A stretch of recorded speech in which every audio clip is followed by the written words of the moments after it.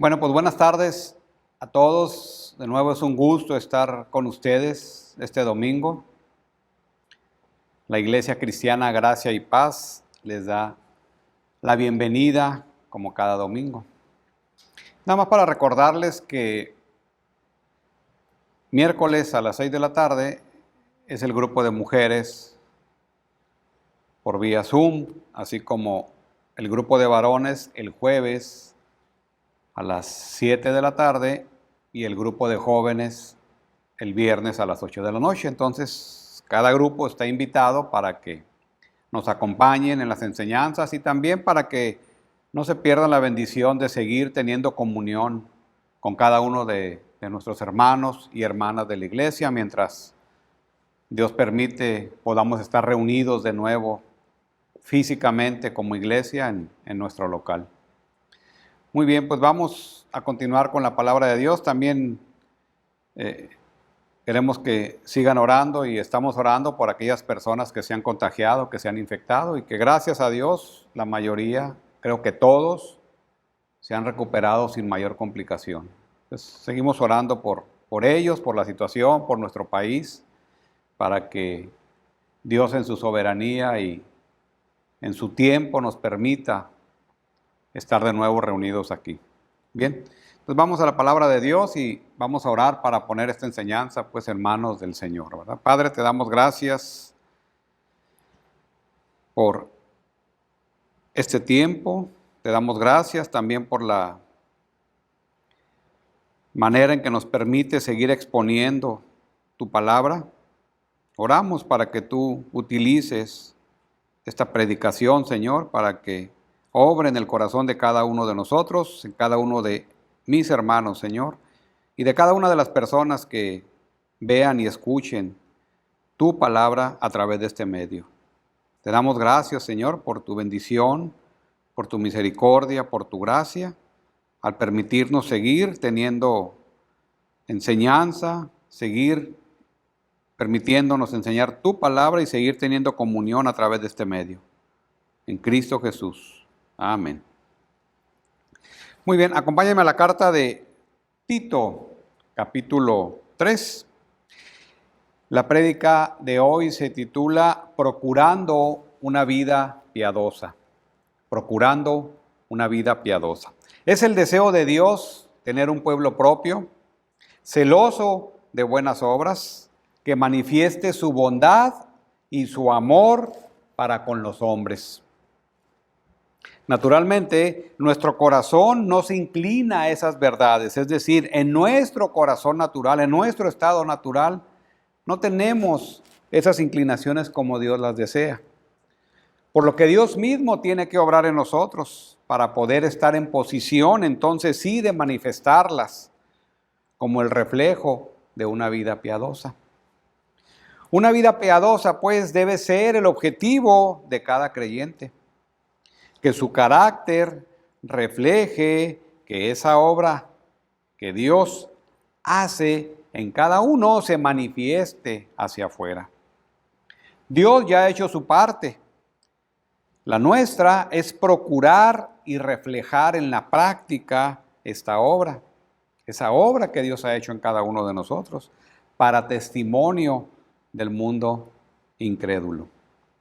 Acompáñenme a Tito, capítulo 3, vamos a leer solamente los versículos del 4 al 7. Y dice la palabra: Pero cuando se manifestó la bondad de Dios nuestro Salvador y su amor para con los hombres, nos salvó, no por obras de justicia que nosotros hubiéramos hecho, sino por su misericordia, por el lavamiento de la regeneración y por la renovación en el Espíritu Santo, el cual derramó en nosotros abundantemente por Jesucristo nuestro Salvador, para que justificados por su gracia viniésemos a ser herederos conforme a la esperanza de la vida eterna. Y antes de avanzar más en la carta a Tito, vamos a detenernos un poco en estos 4 pasajes. Los revisamos en todo su contexto la semana pasada, ¿verdad? Donde el objetivo del creyente, el objetivo del cristiano es manifestar esa bondad, ese amor, esa misericordia que Dios nos ha dado hacia el mundo incrédulo a través de las buenas obras. Y hoy vamos a detenernos un poco más y vamos a considerar en estos cuatro versículos, vamos a considerar tres razones de por qué debes procurar una vida piadosa. Tres razones: porque Dios te ha salvado, porque Dios te ha capacitado y porque Dios te ha adoptado. Vayamos a la primera: porque Dios te ha salvado. Dice el versículo 4, pero cuando se manifestó la bondad de Dios, nuestro Salvador, y su amor para con los hombres, nos salvó. Bueno, la obra de Dios nos salvó. Y este verbo salvó es muy importante porque es el verbo principal de todos estos cuatro versículos. Y entonces, Dios nos salvó. Una primera razón por la que debes procurar una vida piadosa es porque Dios te ha salvado. Y dice la palabra cuando se manifestó. Ya comentamos que ese pero es un pero glorioso, ¿verdad? Como el de Efesios 2. Ese pero es el contraste entre la vida antigua, lo que éramos, y la vida nueva, lo que somos. Ese pero implica una transformación total de la vida de una persona. ¿Cuándo se manifestó? Y esta palabra manifestó también se puede traducir como algo que aparece o algo que se muestra, como epifanía, como algo que se muestra. En Tito 2:11 se usa la misma palabra, porque la gracia de Dios se ha manifestado para salvación a todos los hombres. En Tito 2:11. Y aquí aparece en su forma verbal, pero es interesante que en la forma de sustantivo manifestar aparece 6 veces en el Nuevo Testamento y todas hacen referencia a la manifestación de Cristo. Esto es, podemos decir que cuando Dios se manifestó, Él se manifestó en Cristo. En Jesucristo se refiere a su primera venida. Y es la manera como ha manifestado la bondad y su amor. La bondad de Dios, nuestro Salvador, y su amor para con los hombres. La bondad y su amor es un mismo concepto. Engloba en sí realmente la bondad de Dios, la benignidad de Dios. Y amor, la palabra amor deriva del término filantropía. Conocemos todos ese término, filantropía. Dios tiene un amor filantrópico que incluye el concepto de el amor por la humanidad o el amor por los hombres. Entonces, Dios manifiesta su bondad y su amor a los hombres en la primera venida del Señor Jesucristo. Y bueno, esta palabra amor o filantropía también se usa en Hechos 28:2 en el contexto del naufragio de Pablo en su viaje final hacia Roma y que llegan a la isla de Malta. Dice la palabra 28:2, estando ya a salvo, supimos que la isla se llamaba Malta y los naturales nos trataron con no poca humanidad. No poca humanidad. Esta palabra que se traduce como no poca humanidad es la palabra filantropía, que en nuestro versículo de hoy se traduce como amor. Entonces, esta palabra implica pues el amor que Dios tiene sobre los hombres. La bondad de Dios pues y su amor se ha manifestado en la primera venida del Señor Jesucristo, porque Él es el Salvador y no hay otro en quien podamos ser salvos. No hay otro mediador en quien podamos ser salvos, sino solamente el Señor Jesucristo. Entonces, Dios te ha salvado por su bondad y por su amor manifestado en Jesucristo. Y bueno, también Dios te ha salvado por su misericordia, versículo 5 en la primera parte. nos salvó no por obras de justicia que nosotros hubiéramos hecho, sino por su misericordia. Y viene un contraste también. Y habíamos comentado que el hombre incrédulo no se puede salvar por sus obras. No es una cuestión en tu vida de buenas obras menos malas obras igual a buenas obras y entonces con eso me presento ante Dios. No, absolutamente no. Dios te ha salvado por su misericordia. Versículo 5, nos salvó no por obras de justicia que nosotros hubiéramos hecho, sino por su misericordia. Y este sino es un contraste entre salvarse por las buenas obras. No es que tu vida hayas hecho muchas obras buenas más que obras malas y el resultado al final es obras buenas y con eso te vas a presentar ante Dios. Eso no es así, eso no es lo que dice la palabra de Dios. No es por obras, sino por su misericordia. Y aquí es muy claro y enfático que nadie puede llegar a Dios a través de sus propias obras, buscando justicia a través de ellas, sino que la salvación es producto solamente de la misericordia de Dios aplicada al pecador perdido. Vean este concepto en el Antiguo Testamento, en Éxodo 34, vamos a Éxodo 34, versículos 6 y 7. Acerca de la misericordia de Dios. Éxodo 34.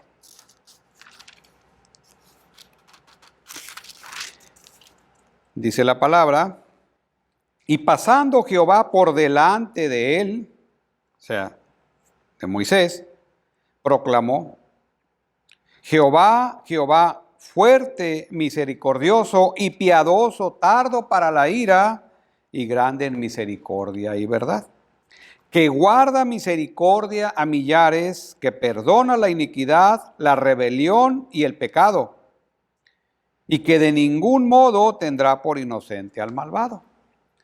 Bueno, este es un pasaje clásico que habla de ese atributo hermoso de Dios, parte de su bondad que es la misericordia de Dios. Y bueno, también es quitarnos esa noción que a veces tenemos que el Dios del Antiguo Testamento como que es un tanto diferente al Dios del Nuevo Testamento. No, es el mismo Dios misericordioso. Vayamos más adelante a Salmos. Y vamos al Salmo 78.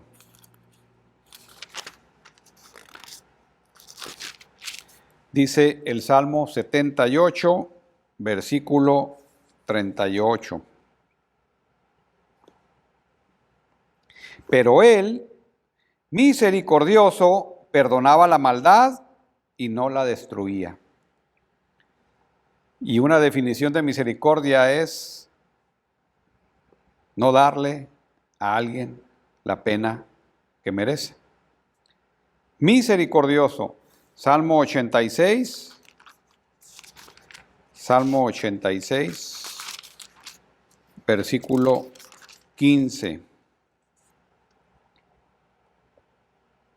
Mas tú, Señor Dios, misericordioso y clemente, lento para la ira y grande en misericordia y verdad. Y entonces así por todo el Antiguo Testamento podemos encontrar las manifestaciones de la bendita misericordia de Dios. En el Nuevo Testamento, ¿por qué una persona necesita ser salvada? ¿Por qué una persona necesita la misericordia de Dios? Efesios 2, dice el versículo 1, y Él os dio vida a vosotros cuando estabais muertos en vuestros delitos y pecados, y por naturaleza éramos hijos de ira. Bueno, necesitamos ser salvados porque estamos muertos, perdidos, ¿verdad? Condenados. Y si Dios no obra, entonces no vamos a poder tener salvación. Una persona incrédula está muerta espiritualmente, viviendo en un ambiente de pecado. Y por eso es necesario que Dios obre para salvarla. Y es donde aplica su misericordia. Entonces, no hay nada que una persona pueda hacer para salvarse por sí sola de la condenación del pecado. Dios debe tomar la iniciativa. Y de hecho, Dios la ha tomado. ¿Cómo? Manifestando su misericordia. Y entonces, Dios nos salva, manifestando su bondad y su amor en Cristo. Dios nos salva manifestando su misericordia, porque de otra manera no es posible. Y esa es una primera razón por la cual debes procurar una vida piadosa. La segunda razón es porque Dios te ha capacitado para hacerlo. Versículo 5, volvamos a Tito, versículo 5. Segunda parte. Él nos salvó por el lavamiento de la regeneración y por la renovación en el Espíritu Santo. Y bueno, de esta manera es como Dios capacita a una persona, la salva, ¿verdad? Y la capacita. El proceso de salvación es completo. Es uno solo. Dios al que salva va a regenerar. Y es lo que habla este versículo. Esta palabra, donde se traduce aquí regeneración, es la palabra palingenesia. Y esa palabra palingenesia también se usa en Mateo 19:28, donde implica la renovación o la regeneración de la creación.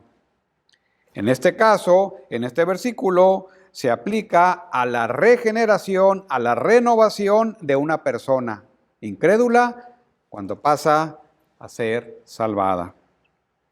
Bueno, también se conoce la regeneración como el nuevo nacimiento, nacer de nuevo desde el punto de vista espiritual. El lavamiento de la regeneración entonces se refiere precisamente al nuevo nacimiento. Es la obra que ha sido diseñada por Dios Padre, que es ejecutada por Dios Hijo, y específicamente la regeneración es aplicada por el Espíritu Santo. Sin el Espíritu Santo no hay entonces aplicación de la obra de Cristo al incrédulo. La regeneración implica que pasas de muerte a vida espiritual. El medio es el Evangelio. Cuando una persona se expone al Evangelio, el Espíritu Santo va a obrar a través de esa palabra y va a capacitar a la persona, primero trayéndolo de muerte a vida y poniéndolo en posición de responder. Un nuevo nacimiento. Eso es regeneración. Y acompáñenme al Evangelio de Juan, capítulo 3, que es el concepto que se está aplicando aquí en Tito. Es el pasaje donde Jesús se encuentra con Nicodemo. Juan, capítulo 3, versículo 5. A las preguntas de Nicodemo, Jesús respondió a una de ellas: de cierto te digo, que el que no naciere de agua y del Espíritu no puede entrar en el reino de Dios. Lo que es nacido de la carne, carne es, y lo que es nacido del Espíritu, Espíritu es. Porque a Nicodemo se le hacía extraño este concepto del nuevo nacimiento, ¿verdad? Que Jesús le estaba explicando. No entendía a cabalidad lo que implicaba. Sigue diciendo Jesús: no te maravilles de que te dije, os es necesario nacer de nuevo para entrar al reino de Dios, ¿no? El viento sopla de donde quiere y oye su sonido, mas ni sabe de dónde viene ni a dónde va. Así es todo aquel que es nacido del Espíritu, hablando en términos de la soberanía del Espíritu Santo para aplicar esa obra en la persona incrédula, y traerlo a nueva vida espiritual, al nuevo nacimiento, que es lo que define a la palabra regeneración al concepto teológico de regeneración. Y entonces, en el contexto del Antiguo Testamento, el lavamiento de la regeneración, el lavamiento significa pureza.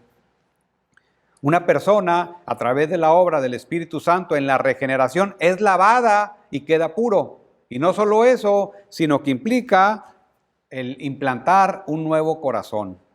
Como dice la palabra, un corazón de carne. Y esto es lo que está pensando el Señor, y esto es lo que debería de estar pensando Nicodemo. Por eso le pregunta, oye, tú eres experto en la ley y no sabes esto. Y bueno, se está refiriendo al pasaje de Ezequiel. Entonces vamos, acompáñenme a Ezequiel, capítulo 36, versículo 25.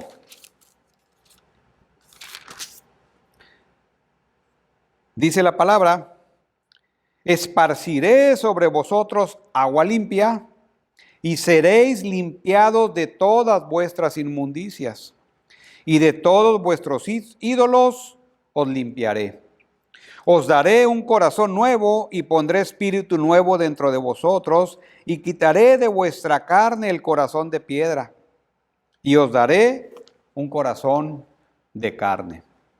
Entonces, ¿qué implica la regeneración? ¿Qué implica esta obra que el Espíritu Santo aplica al incrédulo? Una transformación total, una limpieza total y un nuevo corazón. Un corazón de carne, dice aquí Ezequiel. Hay una purificación espiritual entonces y un nuevo corazón, y eso es un cambio interno. Una nueva naturaleza. Y esta nueva naturaleza nos deja en la capacidad para poder amar y obedecer a Dios. Y eso es lo importante de este concepto de la regeneración o nuevo nacimiento, que nos da la capacidad de poder amar y obedecer a Dios.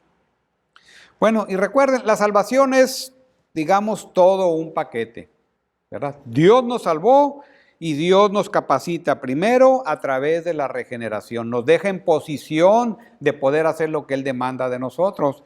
Y en todo este aspecto de la salvación, teológicamente lo que se llama la aplicación de la redención, que en palabras muy sencillas es la aplicación de la obra de Cristo a la vida de un incrédulo por medio del Espíritu Santo.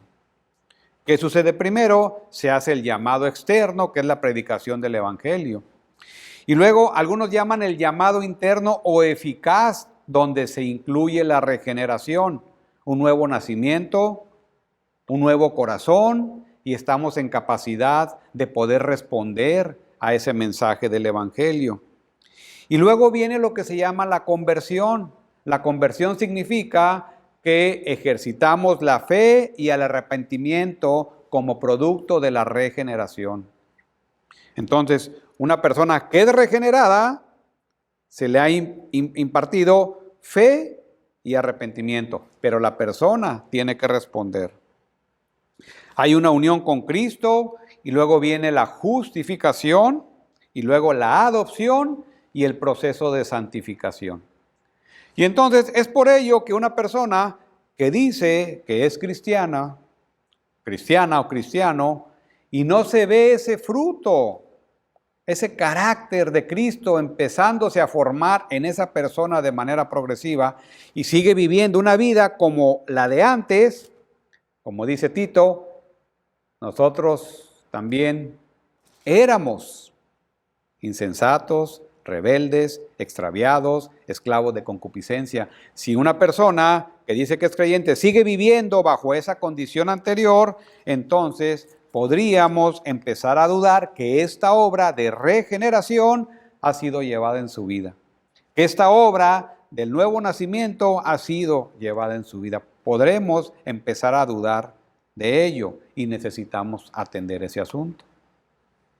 Bien, porque una persona regenerada invariablemente va a mostrar de manera progresiva el carácter de Cristo en su vida. Como comentamos la vez pasada, aunque sea muy rudimentario, pero hay un cambio en su vida. Éramos y ahora eres, dice Tito. Bien, Dios también te ha capacitado por medio de la santificación, versículo 5, versículo 6. Entonces, el lavamiento de la regeneración es el nuevo nacimiento y por la renovación en el Espíritu Santo. Son obras que hace el Espíritu Santo, tanto la regeneración como la renovación. ¿Por qué? Porque el Espíritu Santo ha sido derramado en nosotros abundantemente como producto de la obra de Jesucristo, nuestro Salvador, dice el versículo 6. Y esta obra de renovación, no solo el Espíritu Santo obra la regeneración, sino que también obra la santificación. Y esto es a lo que se refiere con el término renovación en el Espíritu Santo. Tienes una nueva naturaleza, tienes un nuevo corazón y entonces estás en capacidad de responder lo que la palabra de Dios dice y tu carácter debe ir cambiando. No solo es una transformación superficial, es una transformación profunda. Es una vida nueva totalmente, como dice 2 Corintios 5:17. Todo ha sido hecho nuevo en la persona. Es un cambio radical. Y eso es lo que Jesucristo ha ganado para nosotros y lo que el Espíritu Santo derramado en la persona hace en cada una de ellas. El Espíritu te sella, como dice la palabra, ¿verdad? Pero también te capacita para cumplir las demandas de Dios. En este caso, una vida piadosa. La santificación desde el punto de vista teológico, pues, es el proceso de crecer en el carácter de Cristo de manera progresiva. Y se divide en una santificación posicional, o sea, en el momento que crees, en el momento que has sido regenerado, has nacido de nuevo, crees y te arrepientes, en ese momento estás bien con Dios. Dios te ve como puro porque ya te limpió. Esa es tu posición actual y es la que debes de creer. Pero también corresponde al creyente empezar una transformación de su carácter de manera progresiva. Y esa es la santificación progresiva. Tenemos lo necesario para hacerlo, que es la ayuda del Espíritu Santo en nosotros. Esa es la obra que el Espíritu Santo va haciendo en un creyente de manera progresiva y que se debe ver en un creyente. Y el medio que usa el Espíritu Santo para santificarnos es la palabra de Dios. Por eso, aparte de la palabra, no hay santificación. Y es importante estar, pues, metidos en la palabra en todas sus modalidades para que el Espíritu Santo pueda santificarnos de manera progresiva. Lo podemos ver de esta manera, nos vamos alejando cada vez más del pecado y nos vamos semejando y acercando cada vez más al carácter de Cristo. Ese es el objetivo de la obra del Espíritu Santo en el creyente. Eso es lo que va a glorificar a Dios, que es el objetivo principal de todo esto. Ahora, la historia no termina ahí. Ha sido salvado y ha sido capacitado a través de la regeneración y de la santificación. Y la tercera razón por la cual debes procurar una vida piadosa es porque Dios te ha adoptado. Versículo 7. Para que justificados por su gracia, viniésemos a ser herederos conforme a la esperanza de la vida eterna. Y aquí hay varias cosas, ¿sí? La adopción en la familia de Dios, aquí hemos dicho que somos una familia, ¿verdad? Como hermanos somos una familia espiritual. Y esa familia de Dios es producto de dos cosas. Corregir el problema interno, que es lo que hace Dios a través de la regeneración, de muerte a vida, nuevo corazón, nos purifica, ¿verdad? Y caminamos hacia adelante. Pero también de corregir un problema externo, y es lo que se llama justificación. Dios entonces te ha adoptado previa justificación. Versículo 7, la primera parte, para que justificados por su gracia. Y bueno, la justificación es un término, ¿verdad?, que se emplea para describir a una persona que ha sido declarada inocente. Justificada. declarada inocente de la culpa, en este caso, de la culpa del pecado. Entonces, la justicia que Cristo ha ganado, como se describe en Romanos 5, la justicia que Dios ha ganado se aplica al creyente. Dios no te hace justo, sino que te declara justo, que es diferente. La justicia de Cristo te la ascribe al creyente y es declarado justo. Es una declaración legal, pues. Dice un autor que el hombre incrédulo tiene dos problemas. Este problema interno, que es la muerte espiritual, y un problema externo, que es la culpa, la condenación por el pecado. El problema interno se resuelve con la regeneración y el problema externo se refiere con la justificación. Es un término legal. Ante un tribunal te paras, sin Cristo Dios te va a declarar culpable y te va a condenar. Pero en Cristo, por lo que Cristo ha hecho, te va a declarar inocente y no hay más condenación. Por eso es una obra de gracia, porque es la obra que Cristo gana para nosotros y se nos imputa a nosotros, se nos carga a nosotros y viene la declaración de justificación. Y es solo por gracia. No podemos hacer nada para justificarnos. Dios es el que justifica en Cristo, en la obra que aplica el Espíritu Santo a la vida de una persona. También Dios te ha adoptado y te ha dejado una herencia, te ha heredado, versículo 7 en la segunda parte. Para que justificados por su gracia viniésemos a ser herederos conforme a la esperanza de la vida eterna. ¿Y a quién no le gusta una herencia? Bueno, una buena herencia. A todos. Entonces, ¿por qué digo que Dios te ha adoptado y heredado? Es interesante que una persona que es salvada, ¿verdad?, es capacitada y es adoptada. ¿Por qué? Esta palabra heredado implica el ser hijo. O sea, Romanos 8, 16, 17 es la misma palabra que se usa aquí. El Espíritu mismo da testimonio a nuestro espíritu de que somos hijos de Dios. Y si hijos, también herederos. Herederos de Dios y coherederos con Cristo. Entonces, el ser heredero como creyente implica que eres hijo de Dios. Dios te ha adoptado. En Gálatas 3:29, y si vosotros sois de Cristo, ciertamente el linaje de Abraham sois, y herederos según la promesa. Y entonces, en este contexto, en el contexto de Tito 3, un heredero es un hijo de Dios.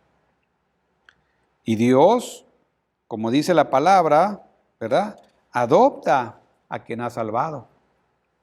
Y ya como hemos visto, no solo adopta, lo capacita para amarlo y obedecerlo, ¿verdad? Y también le tiene una herencia. ¿Cuál es esa herencia? Bueno, en este pasaje, un hijo adoptado por Dios tiene muchos privilegios. Y en este pasaje, uno de los privilegios es la vida eterna, conforme a la esperanza de la vida eterna. Y entonces, si meditamos en esta parte del pasaje, Dios te ha adoptado. Y pensar en los privilegios que tenemos como hijos adoptivos de Dios. Y pensar en la herencia que tenemos como hijo adoptivo de Dios, en este caso, la vida eterna, pues nos debería motivar, te debería motivar, ¿verdad?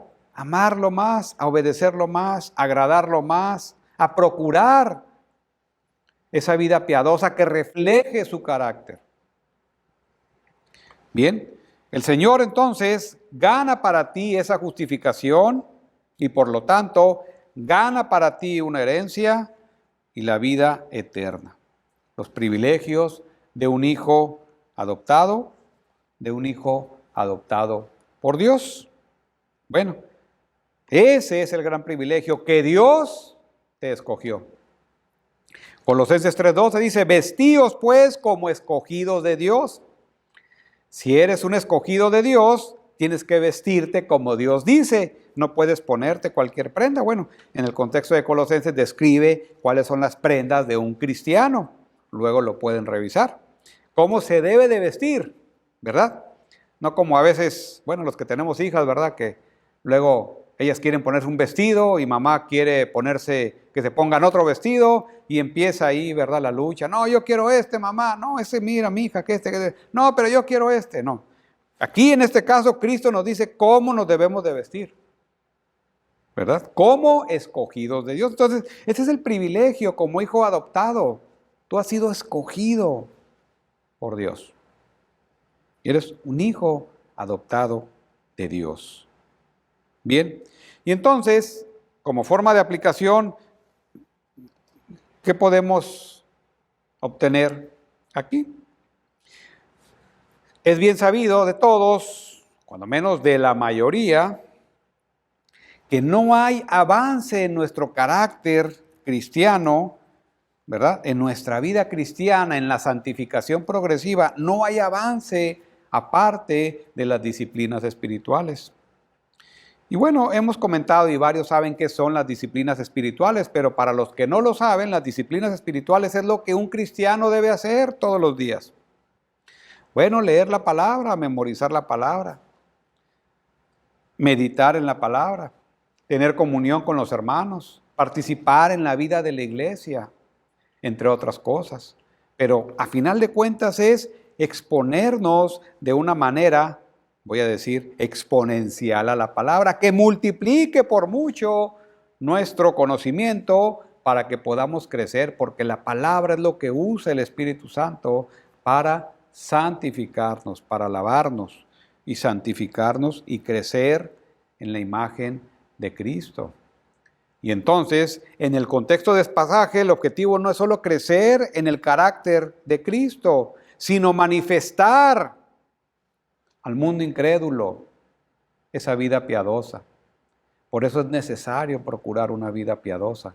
Y no hay vida piadosa aparte de estarnos exponiendo a la palabra. Bien, una segunda manera es meditando en lo que eras antes, ¿verdad? Antes eras insensato, rebelde, extraviado, eras un muerto espiritual. Pero Dios, en su bondad y en su amor, decidió aplicar su misericordia a tu vida y traerte de muerte a vida y capacitarte, porque ahora eres un hijo de Dios. Te salvó, te capacitó y te adoptó. Entonces, si meditas en esas verdades, eso te ayudará como agradecimiento a procurar una vida más piadosa. Que el mundo incrédulo vea tu vida, lo que eras y lo que ahora eres como hijo de Dios. Bien. Entonces, ¿por qué debes procurar una vida piadosa? Porque Dios te ha salvado. Porque Dios ya te ha capacitado para ello. Y porque Dios te ha adoptado. Y entonces, como escogidos de Dios, como hijo de Dios, es necesario darle testimonio al mundo, porque ese es el deseo y la voluntad de Dios. Y entonces, que Dios te ayude, que Dios nos ayude a procurar una vida piadosa. Oremos, hermanos. Gracias, Padre, te damos de nuevo por esta palabra. Oramos, Señor, por ella. Oramos para que tu Espíritu Santo nos ayude a meditar en estas verdades de tu palabra. Pero no solo a ello, Señor, sino a procurar que sean las que nos motiven a buscar una vida piadosa, Señor, como una manifestación de que somos tus hijos amados y como una manifestación de obediencia a lo que tú quieres de cada uno de nosotros. Te damos gracias, Señor, y te clamamos para que nos des el poder y la fortaleza para seguirlo haciendo. Te damos gracias en Cristo Jesús. Amén. Muy bien, pues gracias por su atención y Dios mediante los esperamos la próxima semana. Que tengan una buena y saludable semana. Gracias.